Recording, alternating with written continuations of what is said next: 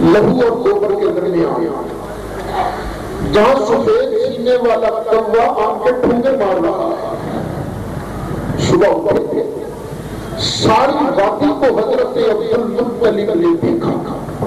وادی کو آپ جانتے ہیں نا، پہاڑوں کے درمیان جو جگہ ہوتی ہے اسے کہتے ہیں وادی، اور مکہ شریف بھی پہاڑوں کے درمیان ہے، وادی ہے. ساری وادی کو دیکھا تو ایک جگہ کئی ساری چیونٹیاں نظر آ رہی ہیں جا رہی ہیں. چیونٹیوں کی بلیں تو موجود ہیں لیکن نہ لہو نہ گوبر. دور کچھ لوگوں نے ایک گائے کو گرایا ذبح کرنے کے لیے. چھری آدھی پھری، گائے ہاتھ سے چھوٹی، اٹھی، بھاگی. جہاں حضرت عبد المطلب کھڑے تھے وہیں سامنے آ کے دھڑام کر کے زمین پر گری.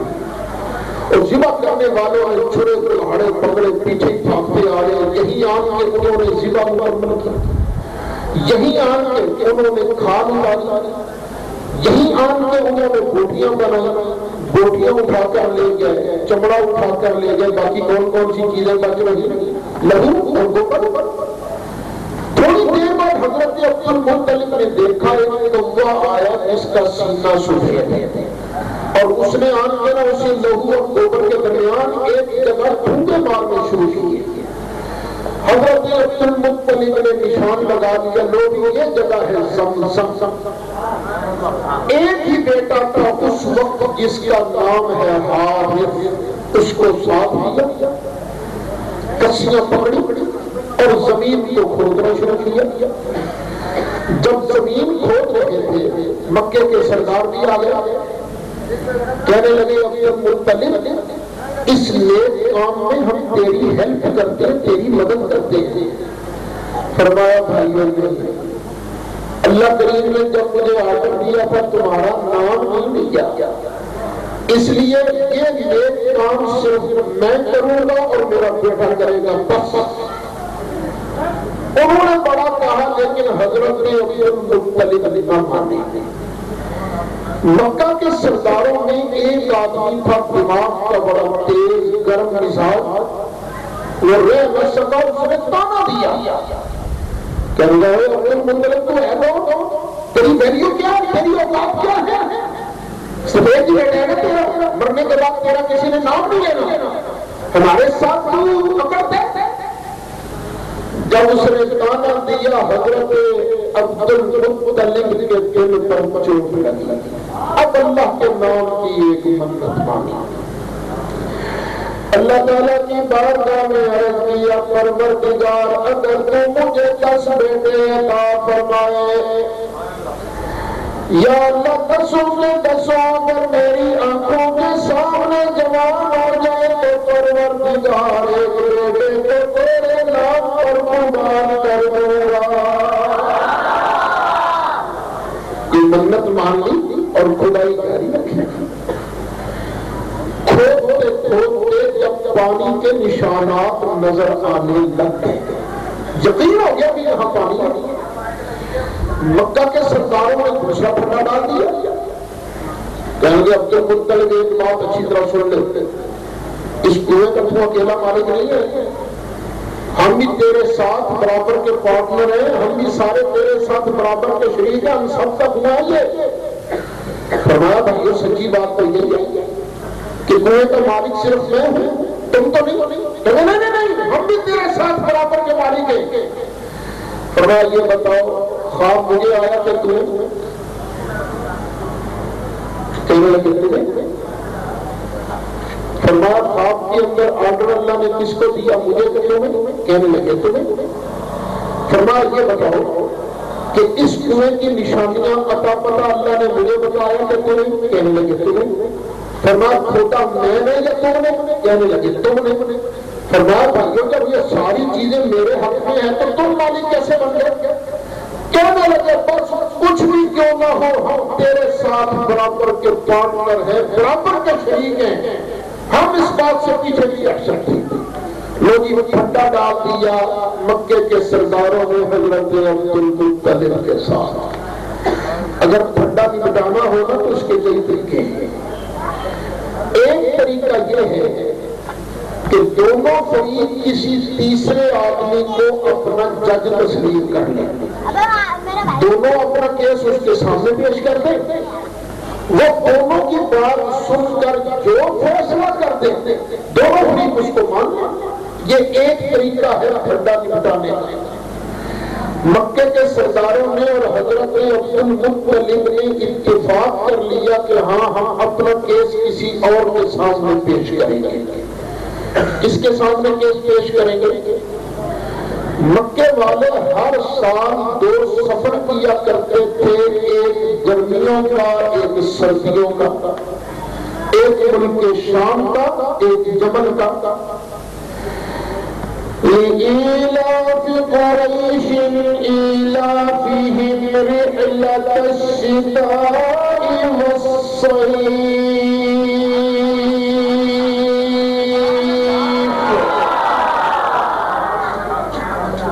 تو ملک شام میں ایک سیاح آدمی تھا جس کے ساتھ ان کی یاری لگ گئی تھی۔ انہوں نے کہا بس وہاں جائیں گے اور اس سے فیصلہ کروائیں گے۔ اب ان دونوں گروپوں نے ملک شام جانے کی تیاریاں شروع کر دی۔ آج کا زمانہ میں تھا نہیں کہ آپ نے حیدرآباد سے جانا ہو پشاور، جیب میں پیسے ہونے چاہیے، بائی روڈ جاؤ تو بائی ریل جاؤ تو جیب میں پیسے ہونے چاہیے۔ جس جگہ جس سٹاپ پر بریک لگے گی تمہیں کھانے کو روٹی بھی ملے گی، پینے کو پانی بھی ملے گا، تو چائے بھی ملے گا، مسوار کا میں کہہ نہیں سکتا۔ اچھا یہ سب کچھ ملتا ہے، لیکن اس وقت تو روڈ تھے ہی نہیں، ریلوے تو ابھی تک وہاں نہیں آئی، زیادہ سفر ہوتے تھے یا کوئی گھوڑوں پر سفر کیا کرتا تھا، اور کئی مرتبہ ایسے ہوتا لوگوں کے پاس پانی ختم ہو جاتا، کھانے کا سامان ختم ہو جاتا، وہ بیچارے بھوک اور پیاس کی وجہ سے تڑپ تڑپ کر وہیں مر جاتے تھے، ان کی لاشیں وہیں پڑی رہتی، ہڈیاں ان کی بکھری نظر آتی۔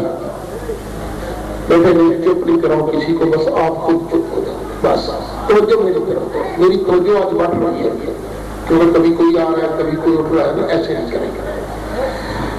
اچھا اب دونوں گروپوں نے سفر شروع کیا۔ اللہ کی شان چند دنوں کے بعد حضرت عبد المطلب کے پورے گروپ کے پاس سے پانی ختم ہو گیا۔ بڑا پانی تلاش کیا، ادھر دیکھا پانی ملتا ہی نہیں۔ مجبور ہو کر انہوں نے اپنے شریکوں سے جا کے کہا بھائی ہمارے پاس پانی ختم ہو گیا، تمہاری مہربانی ہمیں پانی کو دے دو۔ ہم بتاؤ جاؤ تمہیں پانی دے دو، تم کیا کریں گے؟ کوئی پانی وانی نہیں ہے۔ لوگ سارے مایوس ہو گئے۔ حضرت عبد المطلب کے گروپ والے ان کو موت سامنے نظر آنے لگ گئی۔ ایک آدمی حضرت عبد المطلب کے گروپ میں بھی بڑا دردباز تھا، کہنا عبد المطلب اور تو ہم سب نے مر جانا ہے، پانی تو مل نہیں رہا، بچ سکتے نہیں، جب ہم نے مر جانا ہے نا تمہاری لاشیں یہاں بکھری پڑی ہوئی، تو اوپر سے نا فضا میں سے یہ کبے یہ چیل یہ گد آئیں گے اور اپنی چونچوں سے ہماری بوٹیاں توڑ توڑ کے کھائیں گے، یہ زمین کے جانور یہ کتے یہ بلے یہ جیگر یہ بھیڑیے یہ بھی ہم کے ہماری لاشیں خراب کریں گے۔ عبد المطلب کوئی طریقہ سے جو مرنے کے بعد ہماری لاشیں خراب نہ ہونا، اور فرمایا بھائی جب مر چکے تو پھر ہماری لاشیں ہم کیسے بچا سکتے ہیں؟ کیا نہیں ایک آئیڈیا۔ اچھا کئی آدمیوں کو آئیڈیاز بڑے سوچتے ہیں، ایک آئیڈیا ہے میرے ذہن میں۔ فرمایا کیا کہ عبد المطلب اس وقت نہ ہمارے جسم میں کچھ نہ کچھ طاقت ہے، ہمت قوت ہے، اور ہمارے پاس کدال بھی ہیں کشیاں بھی ہیں، تو ہم میں سے ہر آدمی اپنی اپنی قبر کھودے اور ہم اپنی کھودی ہوئی قبر میں نہ بیٹھ جاتے ہیں، جب مرتا جائے باقی کے آدمی اس کی قبر پر مٹی ڈالتے جائے، اخیر میں ایک آدمی بچے گا نا جس کی لاش خراب ہوگی، تو چلو باقی کی لاشیں تو بچ جائیں گی نا۔ حضرت عبد المطلب نے پہلے فرمایا چلو جو جی کرنا کر لو۔ لوگ سب نے اپنی کشیاں پکڑی، قبریں کھودی اور قبریں کھود کے نہ اپنی قبروں میں بیٹھ گئے موت کے انتظار میں۔ تھوڑی دیر تک تو حضرت عبد المطلب بیٹھے رہے، لیکن پھر اٹھ بیٹھے چلو نہیں بھائیو یہ تو بزدلی ہے، ہم آخری سانس تک موت کا مقابلہ کریں گے۔ وہ کہنے لگے عبد المطلب تمہارا سردار ہے، جیسے آرڈر کرے گا ہم ویسے کریں گے۔ حیدرآباد کے غیور مسلمانوں حضرت عبدالمطلب اپنی کھوٹی ہوئی قبر سے باہر آئے، اپنے اونٹ کو اٹھانے کے لیے حضرت عبدالمطلب نے پاؤں کی ٹھوکر ماری، اٹھ گئی۔ جب حضرت عبدالمطلب کے اونٹ نے قدم اٹھایا، پاؤں اٹھایا، اللہ تعالیٰ نے حضرت عبدالمطلب کے اونٹ کے پاؤں کے نیچے سے پانی کا ٹھنڈا میٹھا چشمہ جاری کروا دیا۔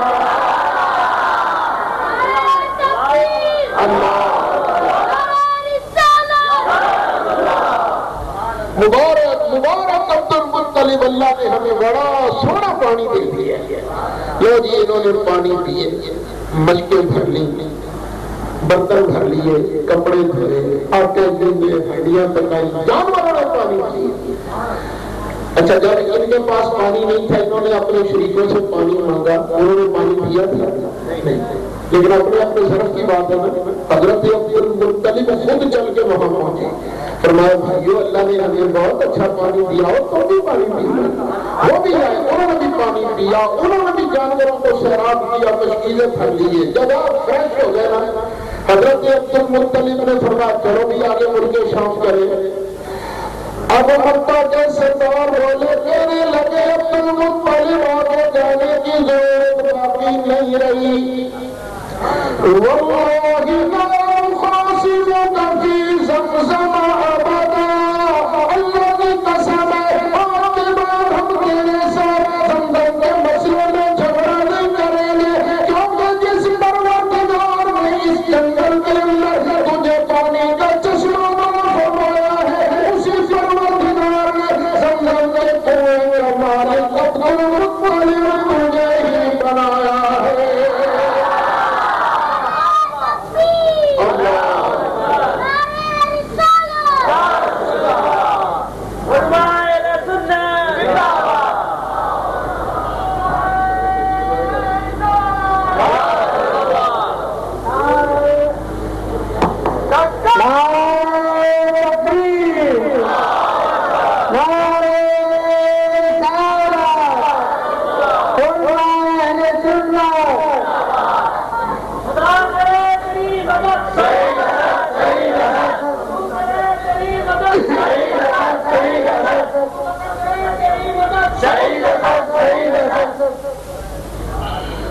بس میری مدد اللہ پر ہی چھوڑو، خود کچھ نہ کرنا۔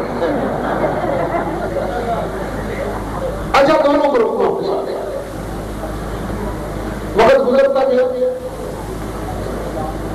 حضرت عبدالمطلب نے شادیاں اور کی، اللہ نے لڑکے بھی دیے، لڑکیاں بھی عطا فرمائیں۔ ایک وقت آیا کہ 10 بیٹے آنکھوں کے سامنے جوان ہو گئے۔ اتنی دیر تک حضرت عبدالمطلب بھول چکے تھے کہ میں نے منت بھی مانی ہے کہ نہیں۔ ایک دن سو رہے تھے کہ خواب کے اندر آرڈر ملتا عبدالمطلب اللہ کے نام پر قربانی کر۔ حضرت عبدالمطلب نے ایک بکری لی، اللہ کے نام پر قربان کر دی۔ دوسری رات سوئے تو پھر آرڈر ملتا ہے اللہ کے نام پر قربانی کر۔ اٹھے تو سوچا اس کا مطلب ہے کل والی بکری قبول نہیں ہوئی ہے، تبھی آرڈر ملتا ہے نا قربانی کر۔ تو اب مجھے چاہیے بکری سے بڑی چیز اللہ کے نام پر قربان کروں، کہ بکری سے بڑی چیز کون سی ہے؟ گائے۔ انہوں نے گائے اللہ کے نام پر قربان کر دیا۔ تیسری رات سوئے، پھر آرڈر ملتا ہے اللہ کے نام پر قربانی کر۔ اب مجھے تو سوچا اس کا مطلب ہے